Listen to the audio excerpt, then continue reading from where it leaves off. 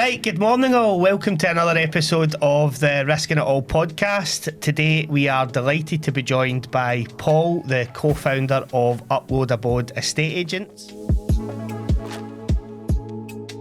As always, we're going to take it back to where it all began, Paul. So tell us a bit about young Paul. Where are you from? What was your upbringing like?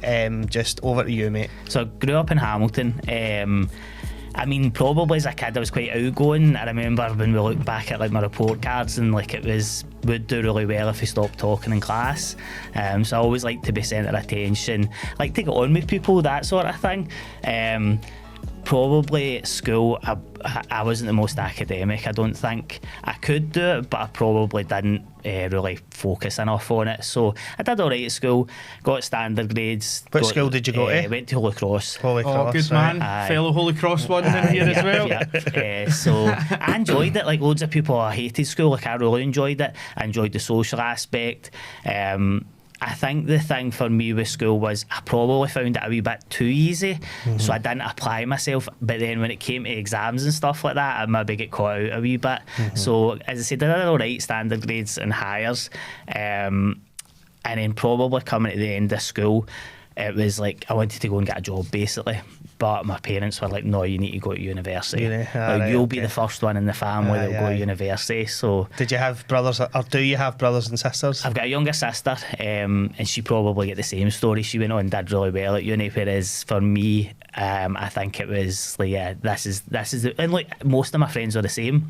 It was like a few of my friends would go to be apprentice electricians, and I had kind of always, probably from a young age, I had like paper rounds. I had like a milk and bacon round for the local farmer, which is crazy when I'm a vegan now. But like I have always kind of worked from really young, and I wanted to get in and maybe like become an apprentice electrician or something like that. But I went to uni instead. Right, nice okay, one. cool. And what was your subjects in school then? What was your? I mean, I was good at art, craft and design. Like they were, I enjoyed that, so I was good at it.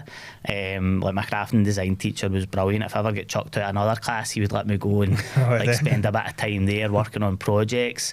English, maths, I was really bad at like languages, French. Like that's, see if I can do most things, but see things I can't do, I just can't do. Languages is a funny one at school, because see now we're at the age where everybody would, well, I don't want to speak for everybody, but I reckon most people would go, I'd love to know another language. Oh, aye. It'd be brilliant. Aye. But then see at school, everybody was like, hated it. It was the piss take class, wasn't it? It was. I think the harder I found something, the less I would try at it. But even to this day, like we lived in Lanzarote for about 2.5 years, and my Spanish is like a key in a taxi, which means here. Like that's like how far I got. So definitely a case of kind of good at some stuff and bad at other stuff.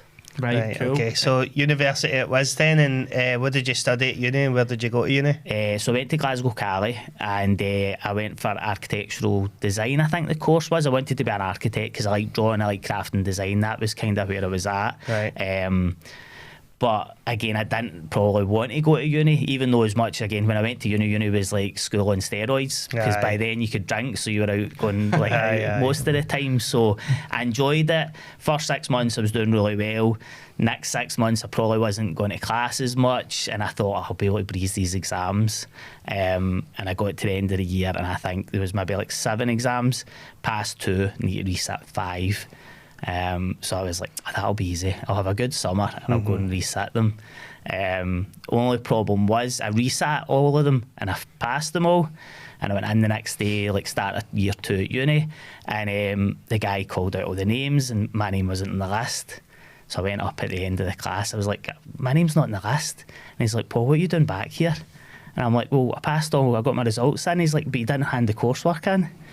So my mum had moved house, and we'd get a letter out, you need to do coursework, here's all the stuff. It didn't come. Oh God. I never did it. So that was me out of uni after a year.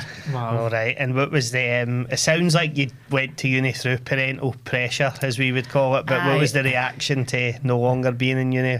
Well, look, it was. I'm saying parental pressure. They wanted me to do well, and they thought that was the best way to go. It didn't go down well, no. Aye. But again, like I probably smoothed everything over, and the plan was right. I'll go to college. So I can go to college. I think because it was only one kind of thing I'd missed, I could go back at the end of the year and do that, or I could go to college and learn some other skills to do it. So it was like a different side of the course, maybe an HND or something like that. But the problem with going to college after going to uni was like uni was so much better than college. So I went in there and I was like, I'm not interested in this. So I probably spent about 5 months at college and got a part-time job, and then after that, by the end of the year, I was like, I'm not going back to college or uni. That was me kind of finished with my academic side.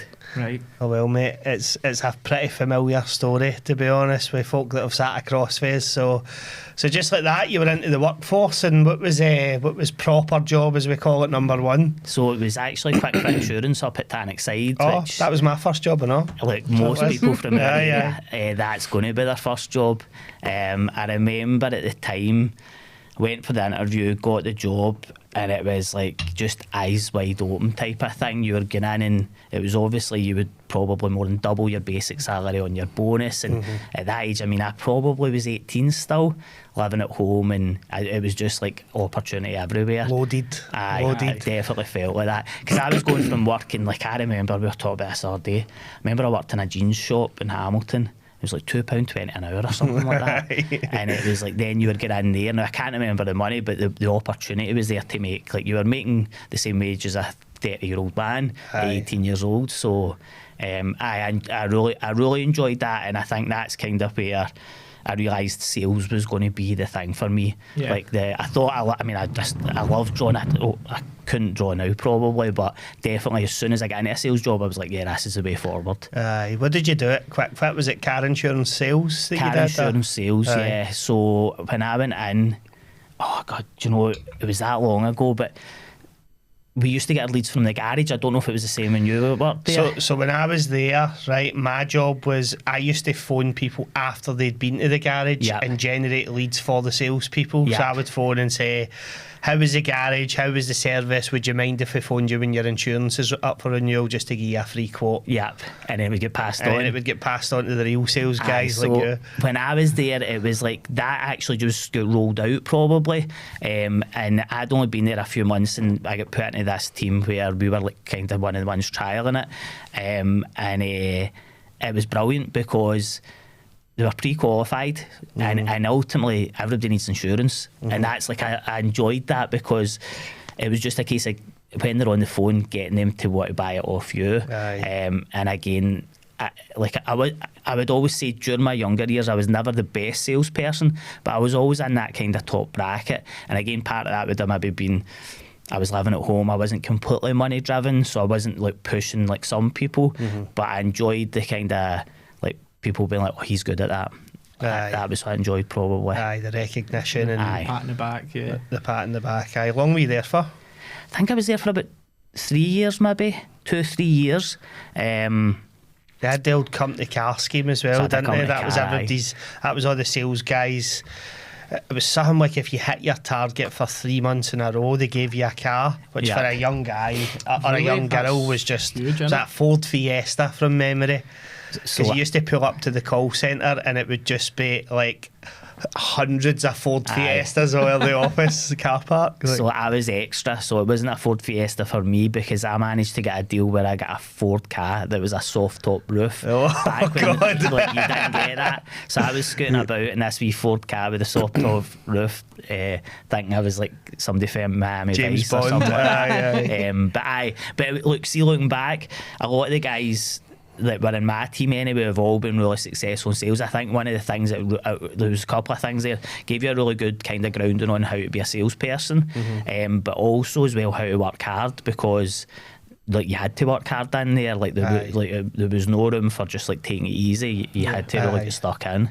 Mate, I worked in sales and contact centres for forever basically until I joined Barry, right? And we've had a good few people in there that have worked in contact centres, some in sales, some no, right?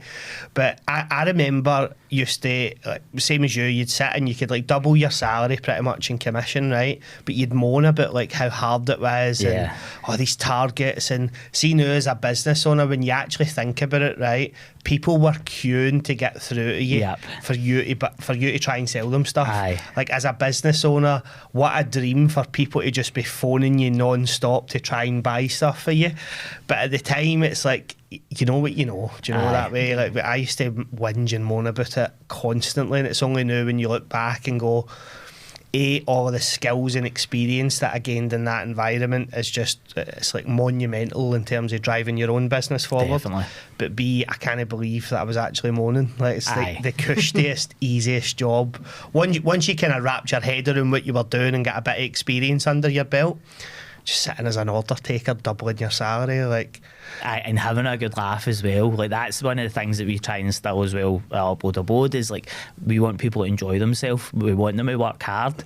And like, when we say to people when they're interviewing, look, you'll have a great time, but you'll work hard here. Like, that's kind of what we like to try and do. But I actually forgot about the dialer thing, and that's like, it's crazy how you forget. Like, you'd be sitting on a Saturday morning hungover, and it'd be quite quiet, and then all of a sudden you'd see the dialer coming through, because we had a big thing up in the wall at the time. Right, there's 20 calls in the queue, and you're like, oh no, like, I had a break here.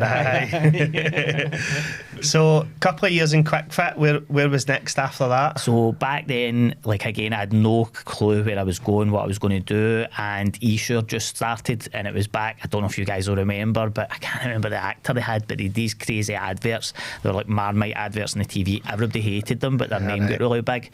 They were opening an office in Glasgow, and basically most of the best guys were leaving to go there. Right. So I went and interviewed there.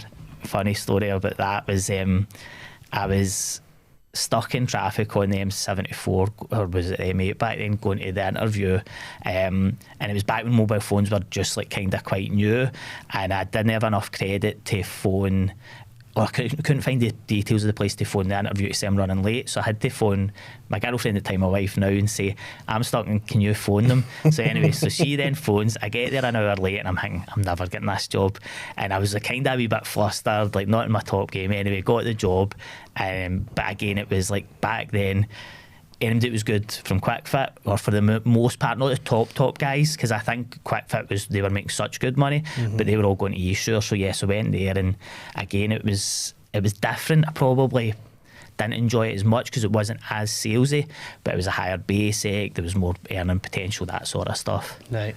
Right, and I think I know where the Esure office is. I used to work with NFU Mutual Insurance, Aye, so right. bit of background there, because I remember their office across the road. And what do you think was the biggest difference that made you not enjoy it as much as QuickFit then? Was it the sales element, or was there anything else going on? Aye. So like, again, when we were doing QuickFit, like, and back then, and I'm not sure when you were there, but QuickFit, essentially you would get 20 prices through. It was a bit like Compare the Market, but you would get the prices through.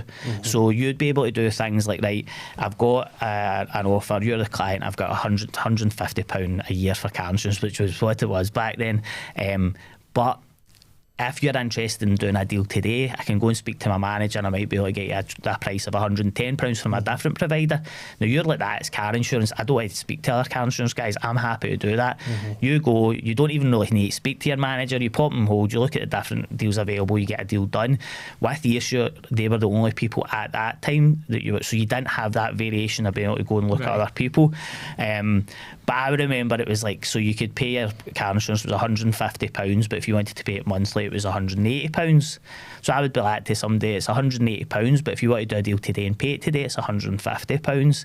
And I was using that QuickFit mentality, but actually Esure didn't like that. They were like, no, it's monthly if it's that. So again, it was more like customer service when I went to Esure. Right. Yeah.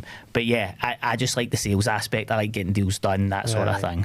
Right. All right. Cool. Okay. Fair enough, mate. And how long were you at Esure? Probably about 3 years again. What age are you, Paul? 44. 44. Aye. So you would maybe have been at QuickFit a bit before me. I'm 37 this year. So, all right, mate. And sorry, how long did you say you were at Esure? Probably about 3 or 4 years. 3 or 4 years. Yeah. Aye. Yeah. And was it another call centre after that? No, so that's when basically my wife got an opportunity to go and work abroad, our girlfriend at the time. And she's like, I'm moving to Spain. Right, okay. And I'm like, right, okay. I was like, and it's weird, see, looking back, I should have just jumped at the chance, but I was also like, that seems a big, like, what we're going to do. But like, after about a couple of hours, I was like, right, I'm moving as well.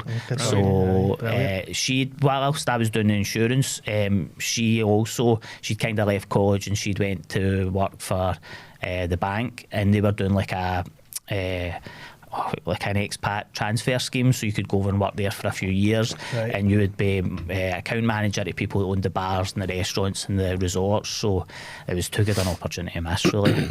And where in Spain? So we actually went to Lanzarote in the end. We were meant to go to mainland Spain. It got changed at the last minute. I was like, I don't care, like, it sounds good, let's go. We'd never been there. So I think I'd maybe been about 24 when we went there. And yeah, just kind of... Could you work when you were over there? So back then you could. I found it quite hard. So I went from obviously being a salesperson and just always being in a job. Like literally, when I say always being in a job, from that like kind of paper run for 12 to working in jean stores to working in the cash and carry. That's what I've never not worked. And I was over there and I was like, right, I need to go and get a job. And it was like pounding the street, going to every bar, every restaurant. But it was at a time where it was quiet. I can't remember exactly what the season was, but I think we were just out of the busy season and nobody was taking on. And literally, I can't remember how long it took me to get my first job over there, but it felt like maybe a couple of months, and it was like most days I was going to different places. Going to the same place a week later. You get any jobs yet? Yeah. Just to try and get a start. You're a better man than me. I would have been happy just being a kept man. Right, you're off to work. I'll be lying at the pool.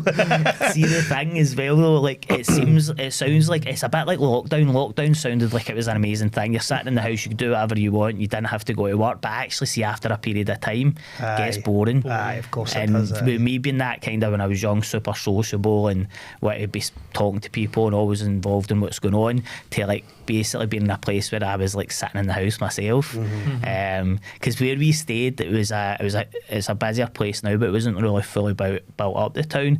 So we were in a big massive complex. It was all people that lived there. It wasn't like holiday, but they maybe only lived there like a month or two a year.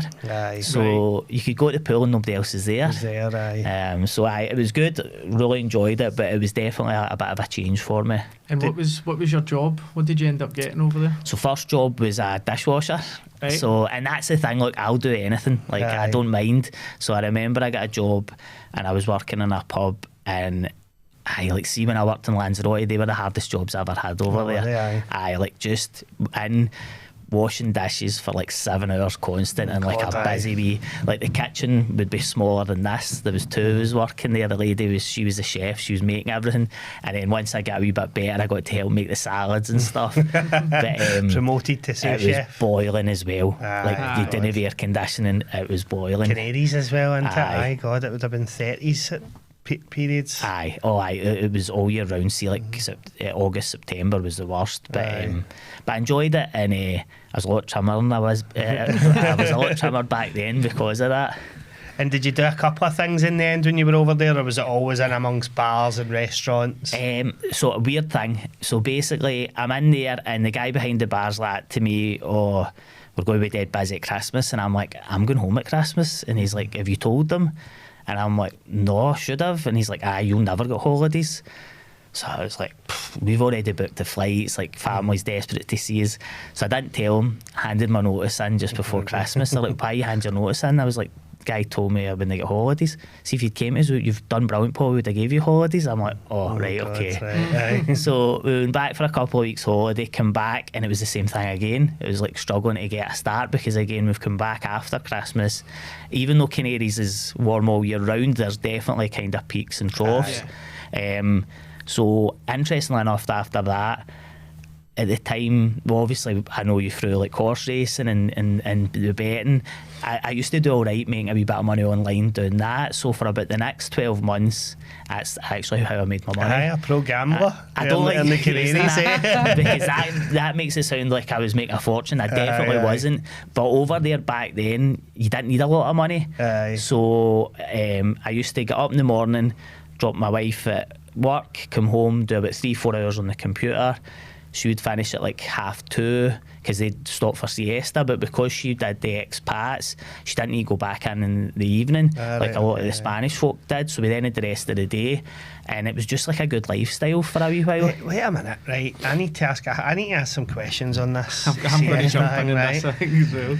So I know that like when we all go on holiday to Spain, right, we go siesta time, and but is that an actual like in their working environment that they close down for an actual siesta and then make the hours up at night? Aye, so basically I can't remember exactly, but I think Charlene started at 7 and would maybe finish at like was it maybe 1, and then the guys would go back in like maybe 4 till 7, I think it was.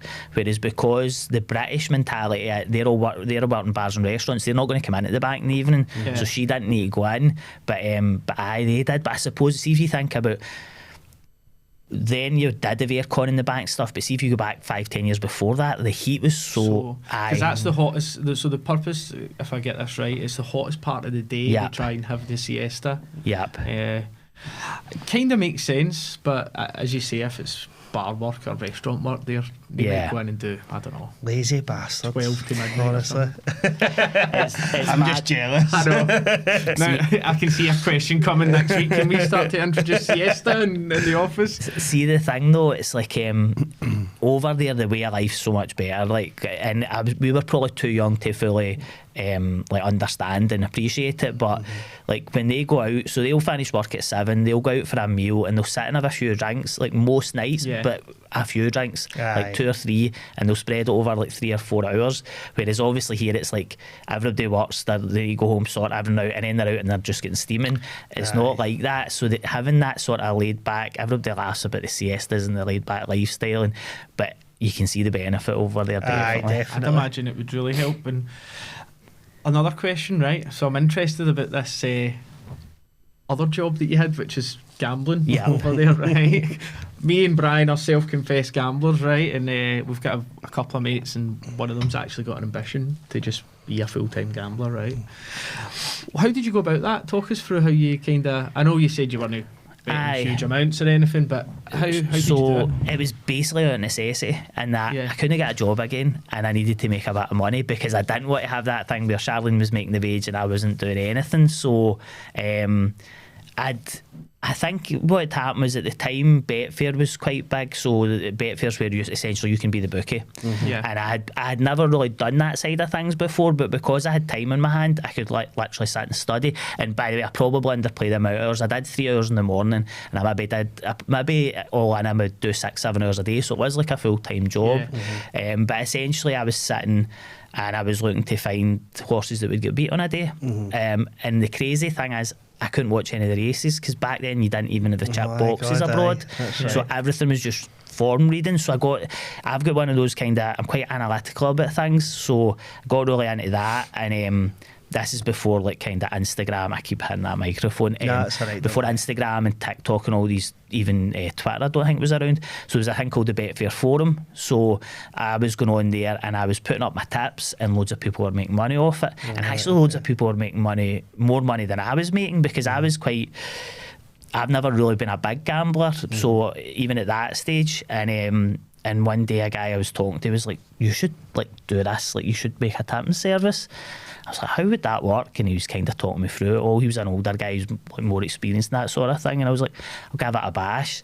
And but the same as any sort of business idea, when I put it out into the world, it was like 100 people, I'll sign up.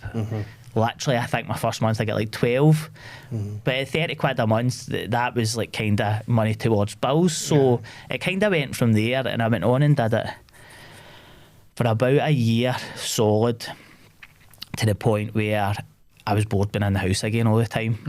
And I like see that, like by then my wife was like fluent in Spanish. She'll say she isn't, but she was. And again, I was like a key in the taxi was my that was where I was getting to.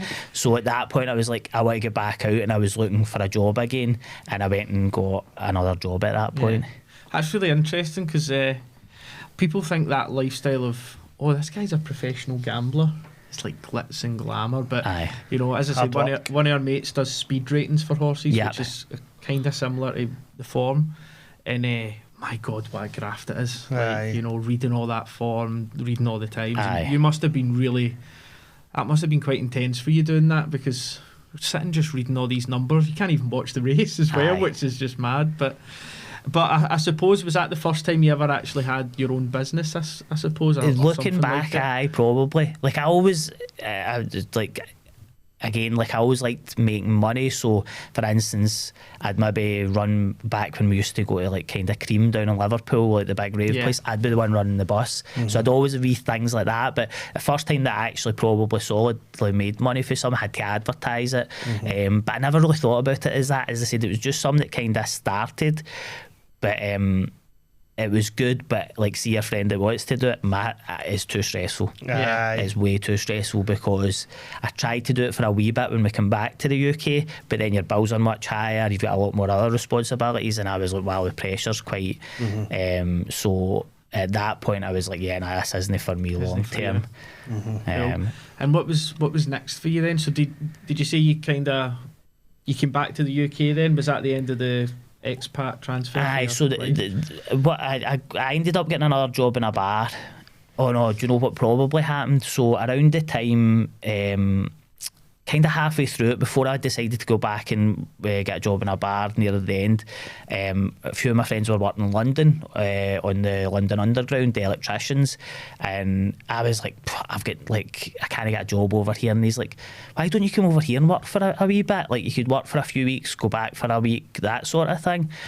So I went over and done my ticket to be a Sparks mate, and it just so happened that the week I did my ticket, the week before it was all the London bombings, so it was crazy. So I went over there, but all of a sudden it was dead easy to get a job, and it wasn't. There was so many different checks, and they wanted all this stuff. So I went back over to Lanzarote, worked in a bar, ended up running a bar for about 6 months, and it got to the end where Charlene's 2.5 years were up, and they were saying, do you want to move to another resort? And we were kind of weighing it up, and we were home. I was definitely homesick, but we were at a point, I was working till like 2-3 in the morning, and then Charlene would start at 7, so we'd went there for a better lifestyle, and we weren't really getting it. So then we moved back, and then I actually ended up going into construction for a few years at that point. Oh, did you? So like, literally, when I say I've done most jobs, like God, you have. What did you do in construction? Was it a Sparks mate? Did all my tickets, didn't get to use them, come back, and we went and worked. So it was all the London Undergrounds were getting done up at that point, and they were struggling to get people to work down there, so the money was like unbelievable. Especially for me with absolutely no skill, no training. Showed up on the first day, didn't even have a tool, but they needed so many people, so went down there and maybe worked for about a year. But down there it was like you would do 7 12-hour shifts. Oh God. So it was like constant. So in the tunnels, in the dark tunnels? Oh mate. Not always in the dark tunnels, but I can see, because we were the low rung, like the electricians weren't in the dark tunnel, we were in there pulling cables and stuff. But for the most part as well, it's a bit like anything that's kind of government funded. Like, there was no real leadership. You would go and they'd be like, we don't have a lot of work this week, so we're going to give you a job. This might only take you a day, but make it last 3 days. So there was definitely a lot of that at that time as well. Worked in Wembley actually as well when that was getting built. So I did that for a couple of years. All right, mate, cool.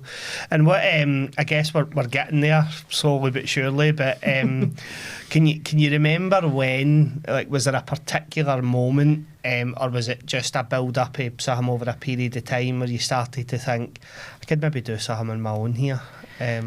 So near the end of doing the construction stuff, I started to get ideas. My wife always laughs at me for this. Like, I would be like coming to her relatively regularly with a different business idea, and she was always open to it, but like a lot of times she'd be like, no, that's absolutely mental. And some of the stuff was mental. Like, so it was your Dragon's Den pitch and she was Deborah Meaden. So it was coming to the time when the economy was about to crash, and I was seeing, from working in construction and making a certain amount, each kind of new job, because you were on contract work, your wages were going down, and I was like, it's going to get to a point where guys like me who don't have actually any like qualifications in the trade, there's not going to be any work for us.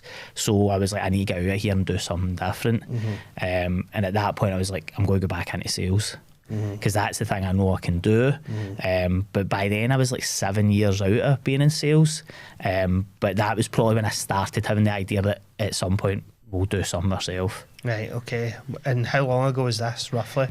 So that'd be like 2009, 10. I went back into do sales. Right. What was your return into sales this time? Was it back in call centre or was it face to face? No, call centre to start. I had to start at the bottom, like bottom of the bottom. So I was having a chat with one of my mates, and I was saying to him, I'm going to get out of this. And he's like, how? Like, you're doing really well and everything, making good money. I was like, I just don't see long term. I think it's going to start changing. And he's like, well, my mate's the floor manager at Yale.com in Glasgow. Oh, aye. That was the place to be once upon a time. Everybody that worked in QuickFit was there. But then he goes, tells me his name, and I'm like, I trained that guy in QuickFit. He's now the floor manager. Right, okay, and I'm going, man, what have I done for the last 7 years? So went there for an interview, and they weren't going to give me the job because they're like, you're making too much money, you're not going to be like focused when you come here. But luckily, because I did know the guy that was the floor manager, I got a job there. Right. And what was Yale like? Because I remember hearing about Yale and how like I had this, because when I was working in call centres, Yale had this bit of a pedestal about it. So what was it you actually done in there? What type of selling was it? So literally, when I say I started at the bottom, in the first few days when I went in, I was trying to sell Yellow Pages adverts. They were £25 to petrol stations. Oh God, when have you ever looked in a Yellow Pages for a petrol station? You're like, I need petrol, I'm running out my tank. I know what I'll do. I'll drive home, get the Yellow Pages, and I'll find out where the closest one is. I can remember hearing about, you're doing business to business sales in Yale. It's no like your car share and stuff, you know. Little did I know you were selling £25 Yellow Pages. Look, don't get me wrong, it was only that for a period, but so see at the start, and I found it hard because Yale was brilliant because they taught me how to fact find. So probably some business to business you guys will do every day, like you need to understand your customer to find out what their pain points are so you can provide the solution. But I couldn't get my head around that because I'd went from just being good at talking and being a good salesperson to actually going to like actually understanding what the customer needs were. But see the stuff you're saying, I remember the first few months being at Yale, we went to an awards do and see, like, for me at that time I was like, wow, this is like some out of the Wolf of Wall Street, like that's the glamour, all that sort of stuff. But when I took the job in Yale, I got offered a job that was $5,000 more basic at Tesco Bank. But I had a chat with my wife, and I was like, and she's always been dead supportive. I've always had these crazy ideas like, why would you take a job that's $5,000 less than another one? But I was like, ultimately, I think going and learning about businesses and marketing for business is going to benefit us better for the long run. Aye. So I think I want to say I applied to join Yale at one point and get rejected, but having done a wee bit of research, it was more about like you were operating as a BDR, almost like a business development rep. And as you say, in B2B land, those skills or that experience, God, would it come in handy.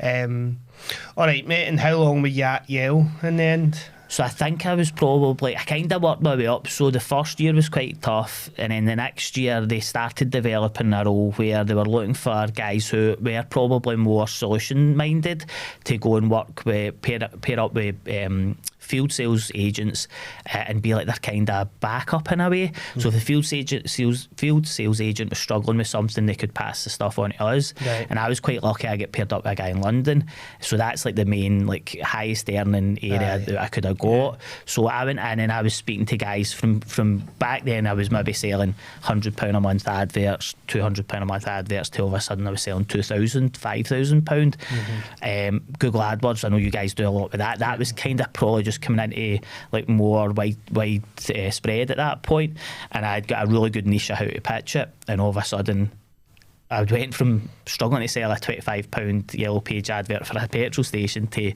teaching 400 people how to sell Google AdWords. And again at that point I was like, right, what's my next step basically?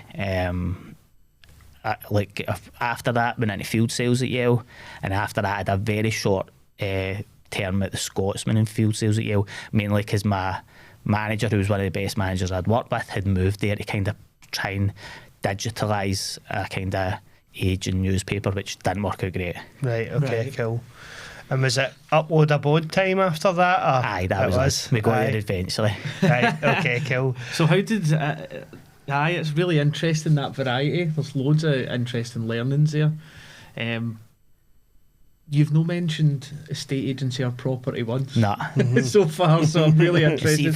How did you get into See, if that? I told you some of the other business ideas I had before that, you'd be like, what the hell? Where did you get that idea Any you want to disclose? So I'm always looking for like what's new, right? Right. And now obviously you had your window cleaners that were always just washing windows. But when we used to live in London, we lived above a pub, and two of the guys that were window cleaners were like minted, right? They were like really doing well for themselves. And then I started seeing the guys coming in with the poles window cleaning. Then I started seeing the guys coming in with the gutters on the Hoover thing.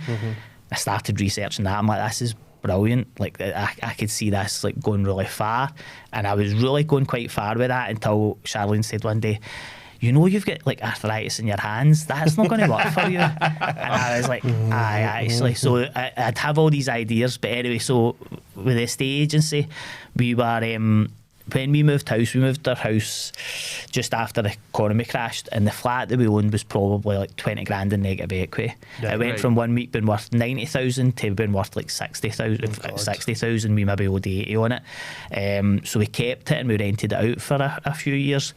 And I stupidly, I had a guy that I knew that I used to work with, it was an estate agent, and he's like, I'll manage it for you.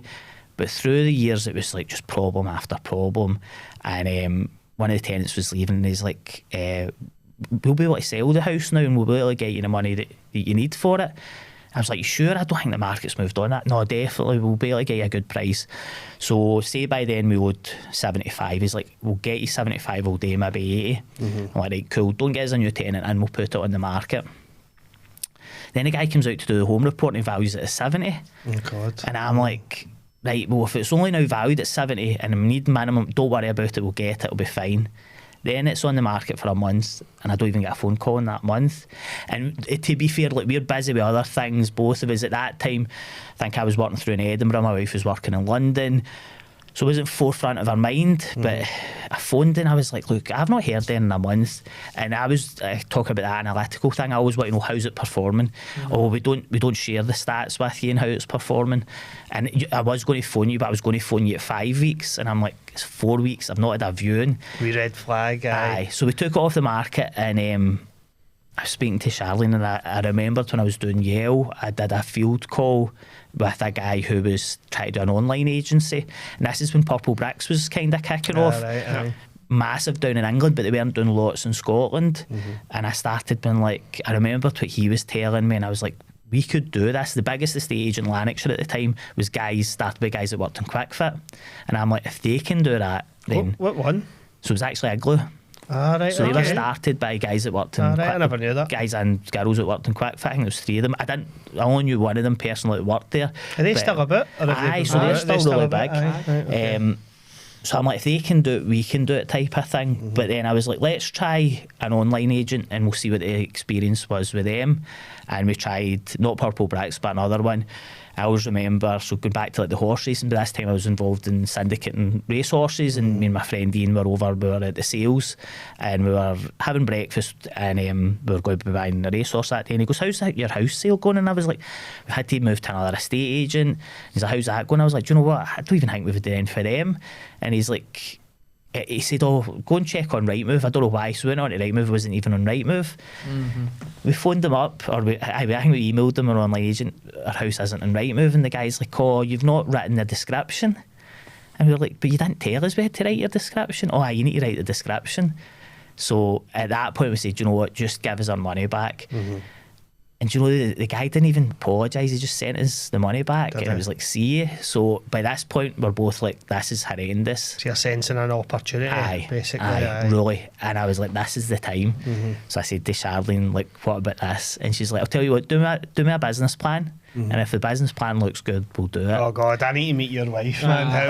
That's the most amazing response ever. Do me a business plan and then we'll talk. Everybody, like, because they see the videos and I'm quite forefront of the videos and like I talk a good game, they think it's me, but Charlene's the one that keeps everything running. Like, definitely we wouldn't have got to where we were if it wasn't for her. So she's like, do a business plan. I remember my A4 bits of paper, all my graphs, I did my market analysis, like probably going back to the way I used to look at the horse racing, like really in detail. And she's like, I think this could work. And then that was it. Aye. Right, okay. Amazing. So Oh, sorry. No, on you go, sorry. I was just going to say, so Upload Abode is born, and obviously now, you've got a few storefronts, but that doesn't happen overnight. Going back to like year number one, of course, the biggest challenge for any new business is acquiring some business. So how did you go about it? So this is the thing where I thought with all the knowledge that I had that I would be able to go in and just like, so my first thing was website, right? We need to get a brilliant website. So at the time, I think the government were doing a fund where you could get money towards a website. I think we maybe started the business with a 20 grand loan, for instance, right? And we maybe spent 5-6 grand on a website. So a big chunk of that money straight away. And the website looked amazing. So I'm like, right, tick, that's it, done. And I'm like, right, let's advertise it. So again, Google AdWords. Every business I'd sold a good Google AdWords campaign had made money from it. So I'm like, surely this will work. So I think we put about £1,000 into Google AdWords in the first month. And I did it myself thinking I knew. I asked some, watched some YouTube videos. I had a good knowledge anyway. 10 days in, budget's gone. We don't have one single customer. Oh, God. The thing I didn't realise is I went into a business where the most important thing is actually people seeing you sell houses. So see if you're not selling a house, people don't care if you've got an amazing website, if you're doing all these virtual tours or anything. So like you say, the first year was tough, really tough. And how did you get your first people to sign up to sell the house? For ever indebted to a friend. I was going to say, is it inner circle? John and Claire. And look, don't get me wrong, it was a bit tactical when I was thinking about this. We were at an age where all of our friends were having kids and were starting to buy a bigger house. And that's the thing I always think to people when we're looking at estate agents to work with us. The age they are will determine how much business they'll get from their own circle. So again, and it's why you don't see a lot of older estate agents, because see, once you get to a certain age, your actual inner circle, which will be your people that will definitely sell with you, they've all kind of settled in their house. So it's more a kind of a young person's game. But yeah, look, they got a phone call. He said, I know you're starting the estate agency business. We literally only launched it a week earlier. He said, I'm going to sell my house. I was like, I'll do you the best deal ever. Like, and he's like, no, I would use you. Like, I trust you. So, got our first house, and look, we went in with a completely different mindset because we didn't come from an estate agency background. I'm like all about marketing and how can we do it differently. So we were doing virtual tours before anybody else was doing them. We were doing professional photography. We were doing coming soon campaigns. So literally went in and hit it with everything. We sold it in a couple of days and we get another house in the street. And then it just kind of slowly started to take over like that. And I think there's a really key lesson there, because that's applicable to pretty much every startup. Even when we were trying to get really lift things to the next level almost, there's always that period where you don't have a user case, you don't have anything that you can go to somebody and say, look what we did. But you kind of just need to, a lot of people say hustle away, find somebody within your inner circle, and whether it's working for free or working for a nominal fee if you want to be paid something, it's always worth it to just get that user case so that you then can go to the next client and say, look what we did for client number one, how do you fancy some of that? 100%. We've made so many mistakes over the years, and looking back, there's so many kind of things where I went, oh, I wish I'd done that, and I wish I'd done that. And actually, I think we were doing a thing where it was like half price our first 10 customers, but we got our first 3 customers so quickly, we went, oh, let's sack the half price thing off. Whereas actually, it's again, our main thing is how many people either see you on social media or see your sales boards. And back then social media wasn't as big, so we should have really kicked on with the lower price point to try and get as many people on board.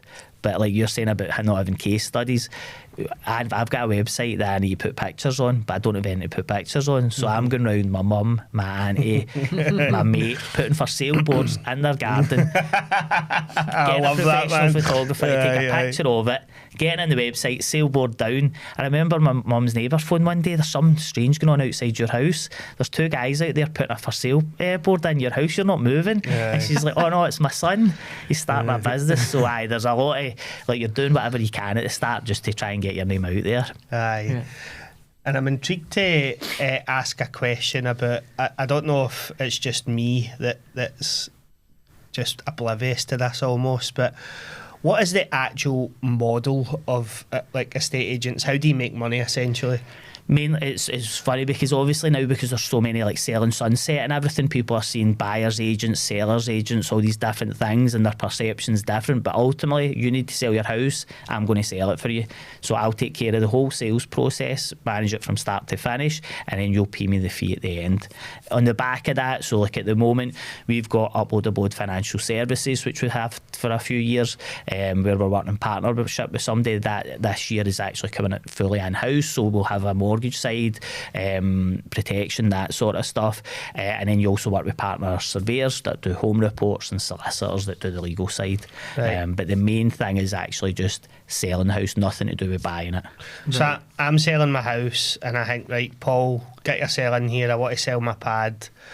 Is it typically an upfront fee that I pay, or do you get like a percentage of the final sale price so that you're incentivised to do the best job possible? Aye, so look, every estate agent's different and every area is different. Right. We do one flat fee, payment on completion, no sale, no fee, and it's inclusive of that because we want it to be simple, straightforward for you. Right, now, okay. it does depend on the value, so the higher value the house, the more it costs, but that's mainly because when we started the business, we saw the boom in the online estate agents, purple bricks, sell your house for $995, and we kind of tried to be like a very smaller version and Scottish version of them. But as we went in very quickly, I was like, I can sell your house for that, but you're not going to get all the things that you need to maximise the sale price. Mm-hmm. And I want to make sure that from having a bad experience as a seller of a house before, that doesn't happen to you. So all the things that we put in place and how we've modified our offering over the years is just to make it better and better and better. And actually, for what we offer, you won't get MDLs that will give you the same value for money now, but you can get it cheaper. But so one of my main jobs is actually convincing you that it's not best going with the cheapest one, it's best going with the one that's going to be able to maximise the value in your house. That makes sense. And one thing about property, so we obviously in marketing, we deal with seasonal trends and seasonal shifts in interest, and then we also get the odd political influence that comes in with renewables especially. Yeah. Now, I can only imagine the housing market must be that times 100 with so much going on. So how do you keep up to date with sort of seasonal trends, shifts in political, mortgage rates, all the fun stuff that you need to keep your finger on the pulse? So the thing now, 8 years in, I kind of like I'm aware of everything, whereas at the start you're like, literally we were like jumping last week and now we're dead. But now going looking at all the years past, I can see, so like I was saying to you guys before we started, kids are about to go off on summer holidays. Most people don't want to put their house on the market before they take the kids away on holiday. Like they've got enough stress going on with what they're going to do with summer clubs and stuff. So you see a natural slowdown. There's different areas. The political side of things, the interest rates going up last year, like you were seeing a slowdown, but ultimately there was always going to be a tipping point where people realised this is the new normal. Like when I bought my house 14 years ago, the interest rates were the same as they are now. So it's just about kind of not getting worried and knowing that, like, again, going back to the analytical me, I'm always looking at what everybody else is doing in the market. Like I've got a spreadsheet that's got 50 estate agents on there, and every month I get updated by one of the guys in the office to show how many houses are they selling, how many houses are they listing, how does that compare to us, who's going up and down, and just being comfortable and like it's you're as long as you keep doing the right thing, you're going to keep getting the right result.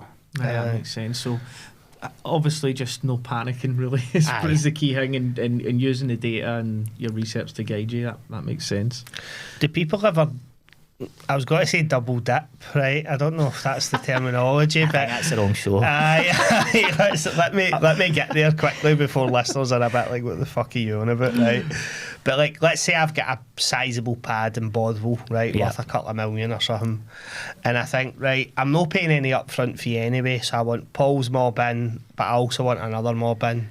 And So- double dip them on the old marketing, because if it's win-win for me, I'm only paying on the back end anyway. Or do you have something that says if you're working with us, you're working with us and us alone? In Scotland, you can't really do that. So you could, if you were like building, say you're building 12 houses and you're like, I'll take 2 estate agents to sell them. If you're selling your own house, essentially you can't really, the way probably 70% of people look through Rightmove, and you can't have a property on with 2 different estate agents at the same time. Right, okay. So no, ultimately once once they go with you, then that's them with you.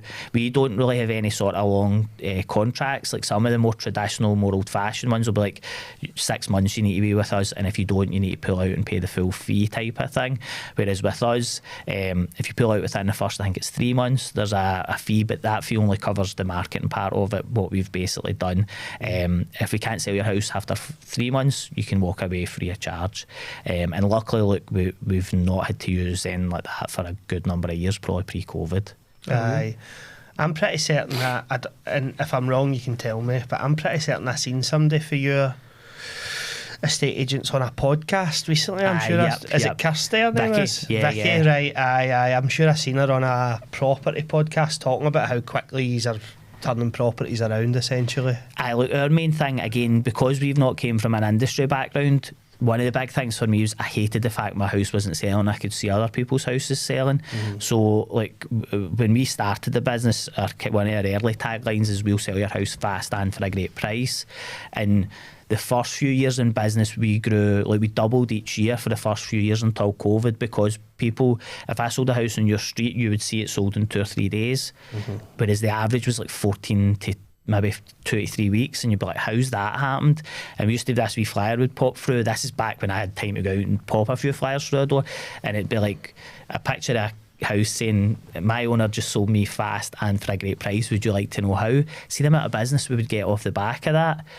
But then that will change when COVID came in, because all of a sudden MD could sell a house fast. Like, literally, you could put a sign in your window and it'd be sold tomorrow. So I'm really keen to get into COVID. So before we get into that, obviously you've mentioned a few things about, marketing being a strong point, but also there's quite a lot of stuff there you've mentioned around both online marketing, Google PPC, but also physical marketing, signage, boards, taking pictures and videos, leaflets.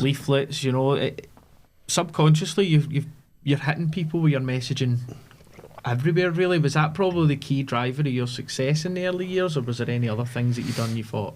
I think so. Like, going back to that, I always think going to work at Yale as opposed to the Tesco bank job had definitely put me in a position where I was like, I know a lot about the market, and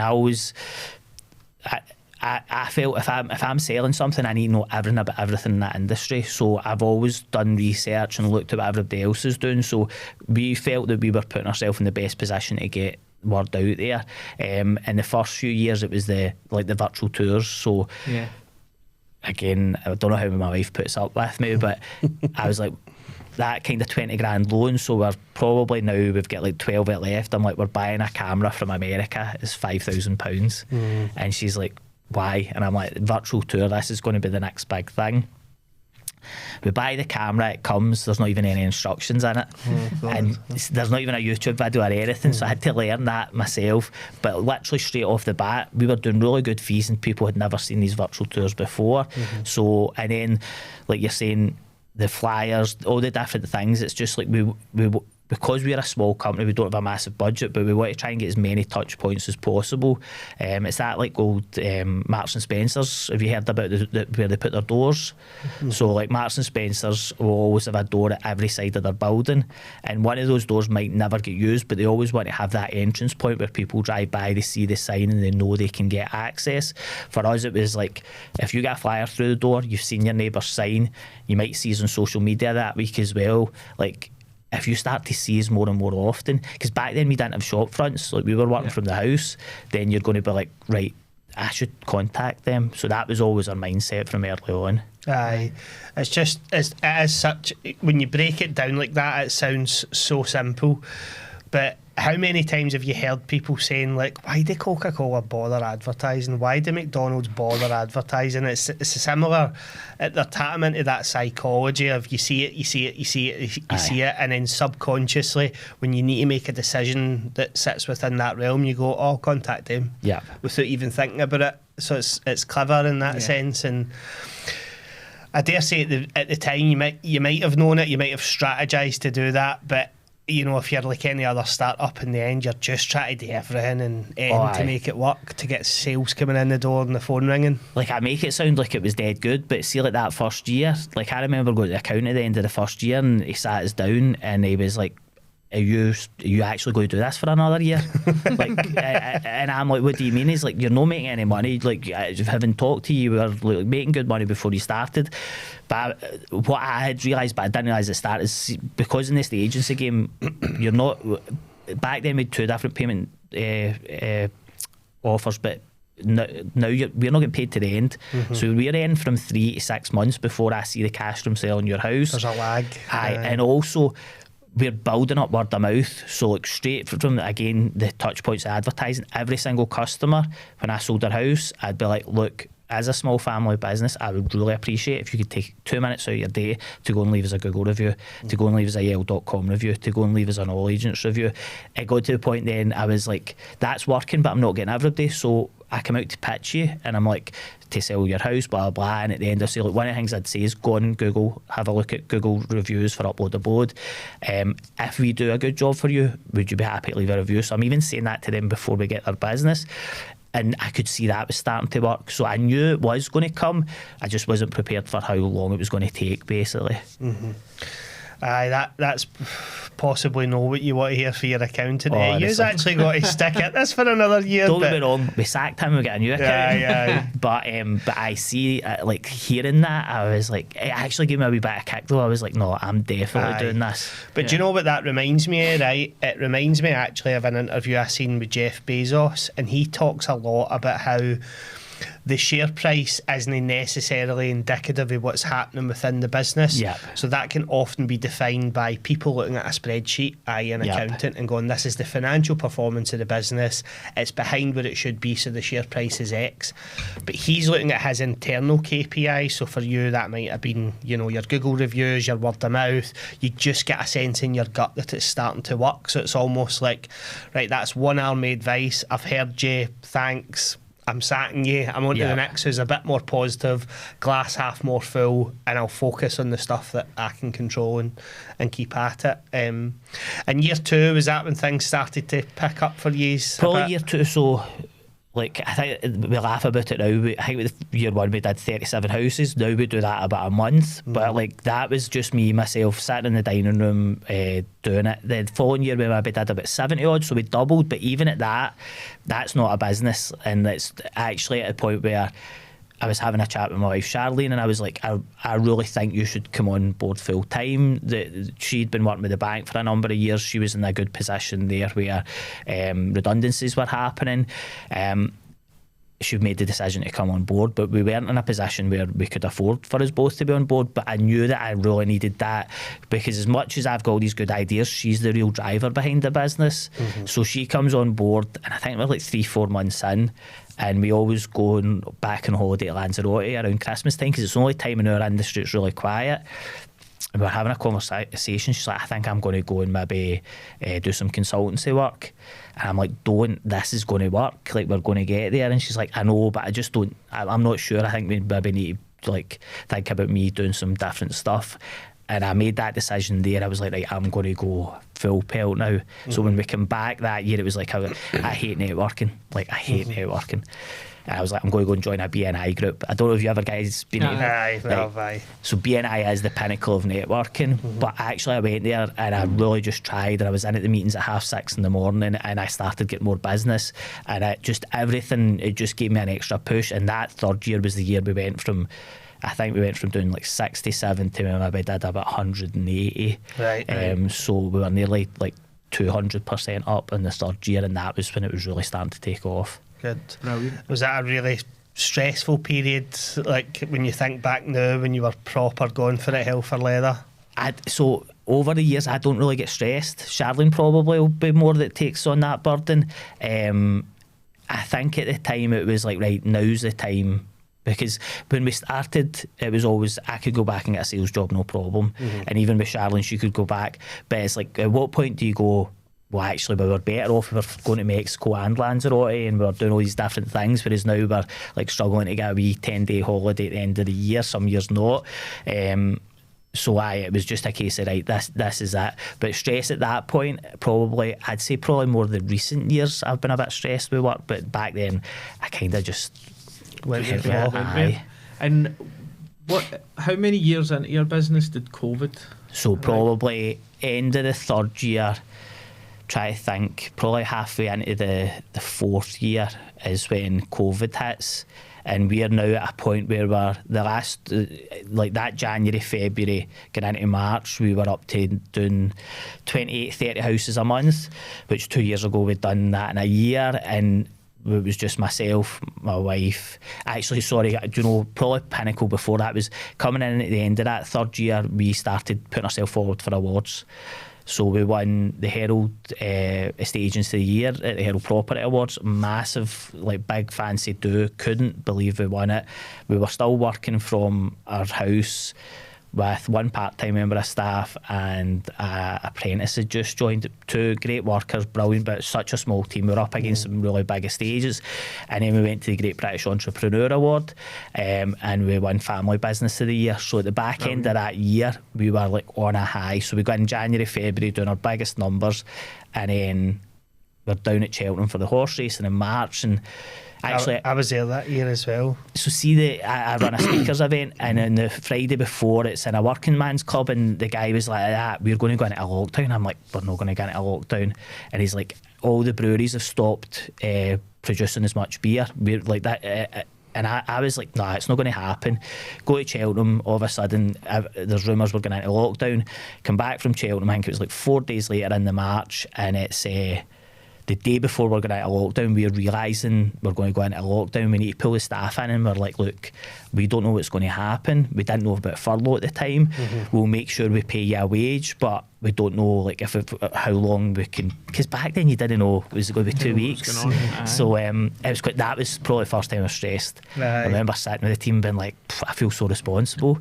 But luckily we'd got furlough, but that 4 months really, I don't want to say killed the business, but we went backwards when COVID happened. Aye. And did that, so COVID hits, the world shuts down essentially, but then slowly but surely things start opening up a wee bit, furlough becomes a thing. Were you then back out to business doing, like selling virtually essentially? Or did you have a prolonged period of time where you couldn't do it? 4 years today, because it came up in my memories on Facebook this morning, was when we came back out of lockdown to be able to sell houses again. Oh, was it? So that was 4 months of basically sitting in the house. But the problem we had was we were still due all this money to come in. So if you think about back then as well, a small business, you need your money coming in to keep the cash flow there. So we still had to manage the sales that were outlying, but we couldn't bring in any new customers. So that was tough. I think we opened 10 to 2, so the phones were open. You get a couple of calls a day. Most of it's firefighting, trying to say, look, the government has said you're not, because at the start you weren't even allowed to get a removal van to come and get your stuff. But again, I was proactive, so we started Upload Abode VIP Club. If you're desperate to sell your house as soon as COVID, if you realise you need a bigger house, you want a garden, all that stuff, sign up and you'll be one of the first to get marketing, and we'll be out and sell your house. So in that June we did like 45, 50 houses, like crazy. We had a good July, but then it was like anybody could sell a house. And all of a sudden it was like people were like, by this time we're pushing their prices up because we're offering more value, and people are coming in at like half our cost. Right. And the next couple of years from going like that, we kind of went like this. But what just so that, you know, myself and I guess anybody that's listening can understand, when you say suddenly anybody could sell a house, what do you mean by that? So like we prided ourselves and we sell houses fast and for a great price. So like our average sale time I think was like maybe 10 days back then. The average was like say 27. You'd have some estate agents who couldn't sell a house in 2-3 months. All of a sudden they'll sell a house in 2 days because you were doing viewings and there was like 50 people want to buy that so one much house. Demand. Right, okay. Whereas before COVID you'd have some houses you could only get one buyer for. So it literally went from 0 to 100. So you made a point earlier, do you think that was, so obviously there's massive interest in buying houses and selling houses after COVID. Do you think it was because people were locked in their house for 4 months and thought, I actually don't like this? That's a shithole, I need to get out of this place. Or was there anything else with you? So many things, right? So see, first thing like strikes to my mind is you couldn't go on holidays that year. So see the people that would normally save up to go on holiday, they're like, we've got this money, we've saved up, what can we do with it? let's buy a bigger house, because they were all like fed up like arguing with their wife or husband, getting the kids running about. They're like, we need more rooms. People on flats, like flats just dropped off because like you're locked down in flat for 4 months. Exactly. As I was saying to you guys before, the Scottish Government brought in schemes to give deposits. Just everything was amped up, and house buying was like one of the things you could actually do. So everybody decided to do it. I did it in April, so literally a month into lockdown, and I remember you mentioned removal companies here. I obviously won't mention who they are for obvious reasons, but so I remember being on pretty much. I remember being on the phone to him and him being like, we're not really meant to be doing much to now, and I was like, look, just fucking, what's your price? Like, I'm not moving all this shit myself. Like, and he was like, right, cool, we'll try and just do it on the down low. And then he rocks in with two of the biggest vans you've ever seen in your life, and I'm like, you're no very down low, and the name of your business is plastered on the side of your lorry.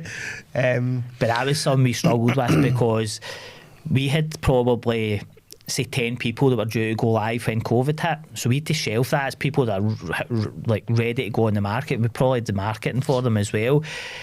See, about a month before the restrictions were lifted, other estate agents were out doing viewings, like everything on the fly. And I remember we had one guy specifically up in West Craigs, and his neighbour across the road was in the same position, so they both had get the signs on the ground like the day before we went into lockdown, and nothing had happened. He kept phoning me every day, they're doing viewings, there's a sold sign across the road, and I'm like, I understand that, but I'm not prepared to jeopardise my business to break the rules, because again, back then nothing happened to these people, but back then I was like, we've built this reputation of being like, estate agencies get a reputation of being not the most, maybe, I think when we started it was the third most hated profession in the UK. We're building a reputation of doing things right. I'm not willing to jeopardise that. But that again, that was tough, because other people, if you can't sell my house, I'll just go to them, they're doing it. I know you've got a couple of storefronts now, but you're in the mecca of Earth on Uddy Main Street. Was that your first storefront? No, so basically, again, crazy time, COVID's about to hit, we come up with this idea of the property pod. I was going to, like, you probably do it yourself, you don't go to the town centre anymore, you go to Glasgow Fort, you go to Silverburn, and we did a lot of work early on. We were in a thing called the Royal Bank of Scotland Entrepreneur Accelerator Programme, and it was understand who your customer is. So right down to our customer had a name, an age group, how many kids they had, what type of car they drove. And I was walking about Glasgow Fort, and I was like to Charlene, every time we're here, there's hundreds of our customers here. Like, these are the people that we advertise to. These are our customers that buy from us. Because by that time, we'd really ramped up the social media aspect. We don't necessarily get loads of people who are in their 60s that are using us. It's typically kind of maybe mid-20s to mid-40s. So we're like, how can we take advantage of this? And then you'll probably have seen the hairdressers that are in all this, and I'm like, the wee pods. So I actually know that guy a wee bit now, and they've got maybe 8 or 9 of them around Scotland, and I'm like, why can we not replicate that?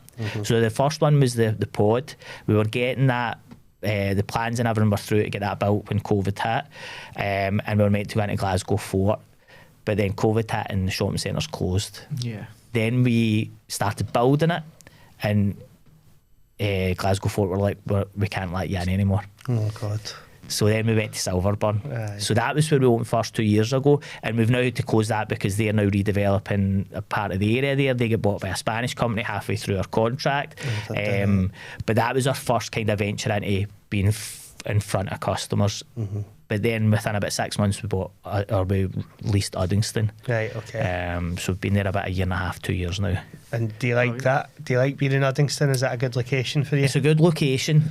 The one of the main things for us was because we'd sold from essentially our house, then we went into a few offices, like these sort of buildings, but see, being visible from the street, people driving past. Uddingston's one of the busiest towns you'll get now. But it does something for our brand being there. We got offered a shop in Motherwell at the same time, but we felt Uddingston probably suited our brand better. It's a perfect location. Plenty of cash walking up and down that main street every day, you know, for Uddingston to Bothwell or vice versa.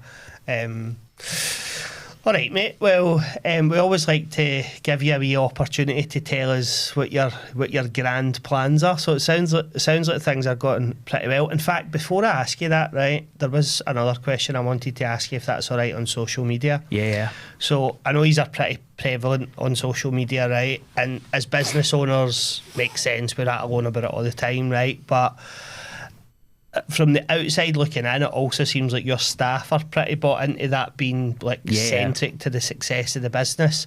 How have you been able to achieve that? Is it just incentivising them in the right way, or is that part of your culture? Probably culture most of all. I think, like, for a start, when we put a job advert now, it says must be happy to appear on social media. Like, it's such a big thing. When I think back, probably 6 months before I started appearing in front of the camera, I knew I had to. Like, I'll laugh and you probably, but Gary Vaynerchuk, right?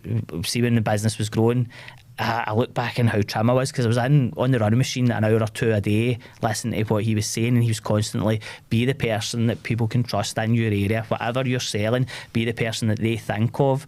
So that was why it kind of started. We're on social media, but then what we don't want is people just to think it's me, because what I love is when they phone up, and like Charlene had it the other day, and Charlene, and she's like, yeah, like, from the videos, and she's like, yeah, and she's like, oh, I watch all your stuff.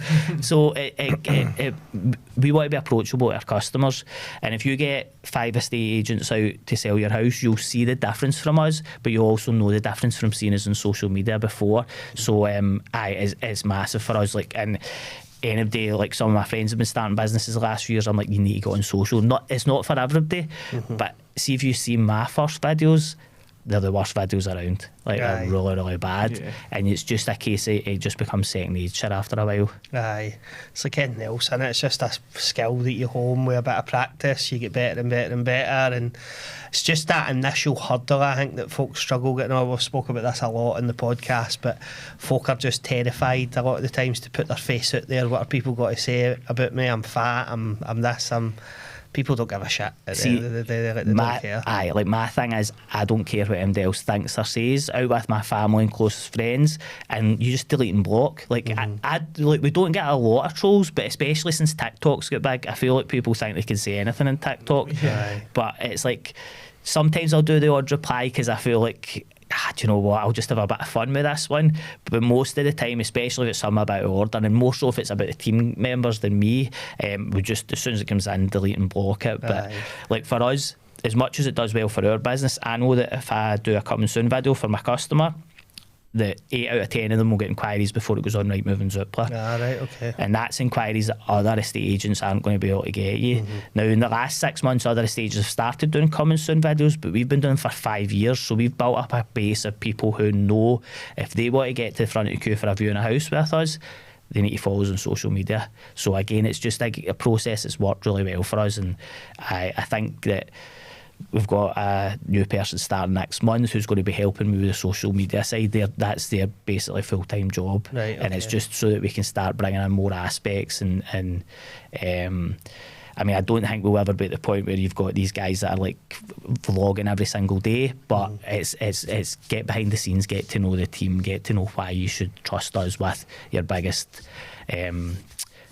can't even think of the word. Purchase of your life. Aye. All right, mate, cool. And I was leading on to just ask you, what are the grand plans? So you've got a couple of storefronts now. Things seem to be going really well. What are you thinking? Are you happy with the level that you're at now? Is there ambitions to take it, beyond and continue to grow and grow and grow? What are you thinking? It's weird. So when we started, our kind of, especially my mindset was, there's a gap in the market here, let's build a business and let's sell it. Like, I think I've always, since we moved back from Lanzarote, I've always thought, was that a mistake? Should we move back over there? Then it's been like actually building a business because I like being good at something. Like, I enjoy helping people, and that's been quite a main driver. We've been growing so fast the last 6 months that actually the next 6 months is probably about maybe slowing down a wee bit. We're bringing in, over the next month to 2 months, we'll probably bring in 4 new team members, 1's to replace and 3 new. Better work-life balance. That's one of the things, like, you don't have that when you're growing a business, and that's becoming important. And then going into next year, it's probably going to be growing again, whether that's another new shop or like we're going to be pushing the financial side quite a lot coming in at the end of the year, because like you'd mentioned Jeff Bezos and Amazon, right? So when he started, he was selling books. Who would have thought he was delivering your shopping in a few years' time, or you were watching his TV programme? Like Upload Abode's a trusted brand. I think we've got over 1,000 reviews on all websites now. And from a customer, there's not one negative one. Now we get the odd one that's like a 1-star. I wanted to view this house and it was already sold. Like you can't do anything with that, but we're building a trusted brand. So it's like, can we then use that to grow the financial aspect? Because it works in tandem. If you trust us to sell your house, then you'll trust us to provide your mortgage, and it makes it easier for you as well. So that probably, more than just like selling more and more houses, it's going to be like kind of offering more to our customer to make it a smoother journey. Aye, that's smart, to be honest, because having done it myself, and you know, I'm sure there's loads of people that can empathise. It's such a stressful experience, but I think part of that is because you're just dealing with so many moving parts. Yep. And I think if there is a service where you can bring, you know, even 80% of it into one, for busy folk anyway, you know, folk that are running businesses, have high-flying jobs, or just can't be arsed with the hassle, there's definitely a product there. I think if I don't know if you'd call it that, a product, but a service there that you'd potentially even pay a wee bit more for, just because you know it's all being handled in one place. I don't need to deal with a lawyer there, a mortgage broker there, an estate agency there. Aye, like if you think back to the quick fit insurance thing, we were making money because people had got a new tyre at a quick fit garage, and we were selling them insurance because they trusted them to do the job to put the new tyre in. They go, well, they've done a good job there, I trust them to do this. And I think that's for us, it's like my thing at the moment. We're getting some potential work done in the garden and different things, is I want to trust the person more than anything. I don't care how fancy they make it look. I want to trust that if I'm going to pay you money for a job, you're going to do a good job, and people already know that about us. So it's just a bit like, what else can we offer them and make it smoother for them? And is there a lot of like financial red tape around being able to offer services like that? Financial services, Charlene's background was mortgages years ago in the bank, right, so we've kind of been looking at this for the last few years, and they're like essentially we'll maybe set up a new company and work in tandem. You mentioned lawyers.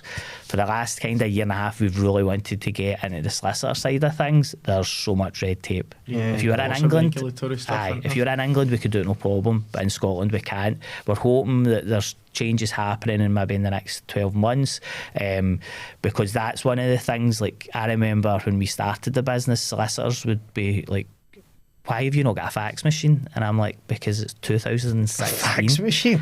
Solicitors are so old-fashioned. Not all of them, but a lot of them. So we're like, is there a gap in the market there? We don't even have a printer. No. Actually, it's funny you say, I remember walking in to sign for the house I bought in a solicitor's, and it was the first time I'd walked into any office environment in probably my working career that had stacks of paper on the desk. I was like, what is this place? Honestly, and look, we work with some really good ones, but as an industry as a whole, like if you walk by any solicitors, have a look in the window and you'll just see piles in, like it's a fire risk. So look, that's something we would love to get into, because again that would then give us essentially we can take care of everything for you. So would that be having an in-house solicitor that works for Upload Abode, so that the client's not having to deal with a separate solicitor on their own? So at the moment we partner with solicitors, and we'll give them, I don't know, a few hundred customers a year where they'll work closely with us on that. But this would be us, them all working to the same ethos as we do, and the same standards, and basically making sure that from the minute you say, yeah, I want to sell with us, to the minute you exchange your keys, we can take care of all of that. Amazing, mate. Well, look, sounds like you've got a lot to chew through there in the coming years, and if you make it as remotely close a good fist to all the other stuff you're talking about as you have the estate agency, then you'll be absolutely flying. So, brilliant. Thanks for taking us on the journey with us. I could have had 1,000 guesses at some of the jobs before the estate agency. I wouldn't have got any. So and I love stories like that, to be honest, because it's just there's no, I don't think there's been anybody that's sat in front of us yet and went, I have planned every inch of this my full life from the off. I knew I was going to do this. I executed it. Everybody's just done what you done, which is just, you dote about trying to figure out life. You try this, you try that. And then eventually at some point you have a wee feeling inside you where you sense an opportunity and go, we could kind of try and do something like that. And in the first couple of years you're pulling your hair out and going, why did we do this? This is hell. That's why we're like this. Exactly. Exactly. Well, on that front, to wrap up, we've actually remembered to do it this week. To thank you for coming on our podcast, we've got you a money cannot buy gift, which is a risking it all. What's it called again? Bobble hat. A bobble hat, Barry's favourite. So there you go, mate. Thanks very much, mate. Thanks for us for being on the podcast. New York Jets is my American football team. I'm going to see them in October, so I'll get that down there. We need to look after ourselves in the winter, keep ourselves warm. No, but thank you for coming on. We've really enjoyed speaking to you, mate. All the best with future success of the business. Sounds like things are going really well, and I just hopefully upwards and onwards. Brilliant. Thanks very much for having us, guys. Thanks, mate. Well, cheers everybody for listening in. As always, give us a like, give us a follow on our socials, and we will be back next week with another episode. Cheers all.